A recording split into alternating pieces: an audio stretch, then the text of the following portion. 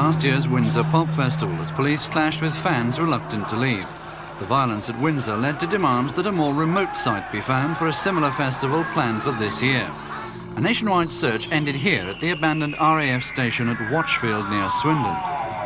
Already the writing on the wall marks the arrival of the first of the many, an estimated 20,000 pop fans expected next Saturday for the 9-day festival.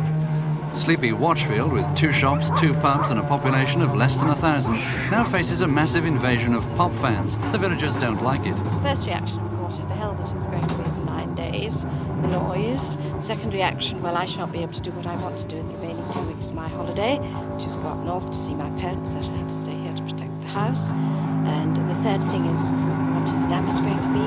Obviously, youngsters going to cause damage, whether they're high or stimulated in some way or not. And who's going to pay for this damage? Is it going to be homeless, which gave a guarantee? Or is it going to be a pop festival organisers? Or, as we imagine, is it going to be the ratepayers? The festival is dry, but there'll be no welcome either from at least one local landlord. I'm bitterly opposed to it. Why? I think it's a disgusting affair. What I've seen going up and down the streets is enough now. When we get thousands of them here, I mean, what the hell is going to happen? Do you think it's going to have a disruptive effect on life here in Watchfield? Well, it must be. We can't contain all these people in little village like Watchfield.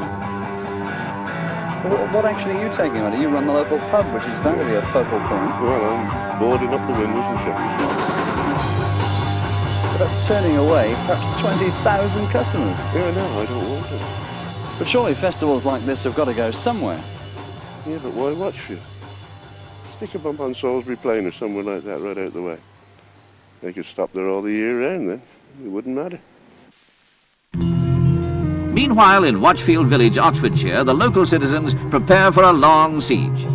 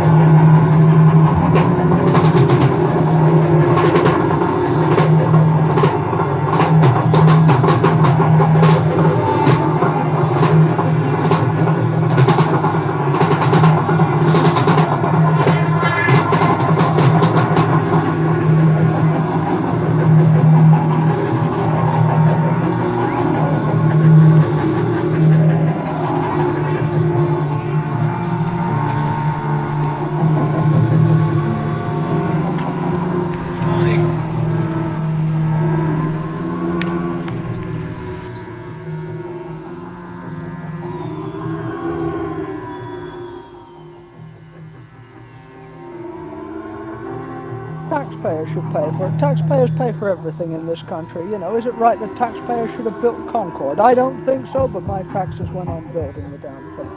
£100,000 of taxpayers' money isn't a pea in the ocean, mate, and I'm sure that if you reckon that 20,000 people will be on this site, it wouldn't represent a drop in the bucket to the taxes that they pay in 1 year. The laborious negotiations between the organisers and the government over whether the festival should be held at all seem to have discouraged the public. So has the hostility of the villagers. There were 11 arrests for drug offences and for stealing firewood, all away from the festival site. 2 youths were taken to hospital after a fight, but there was no trouble with the locals.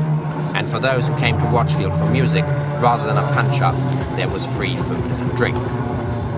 Bigger crowds are expected at Watchfield when the rival festival at Reading ends tomorrow night.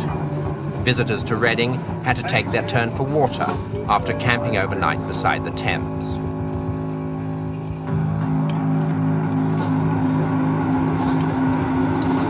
A notice board with messages in a dozen languages enabled fans to keep appointments with friends who have travelled to the festival from all over Europe. The police were inconspicuous and had few incidents to cope with. There were 350 of them on duty to handle a crowd of 20,000. The Reading Festival is being held for the 15th year running, and the 1 millionth ticket is expected to be issued during the weekend. Acres around the concert arena were dotted with tents, cars and caravans in a colourful mosaic blending pop music and pop art. Jack G, ITN at the Reading Pop Festival.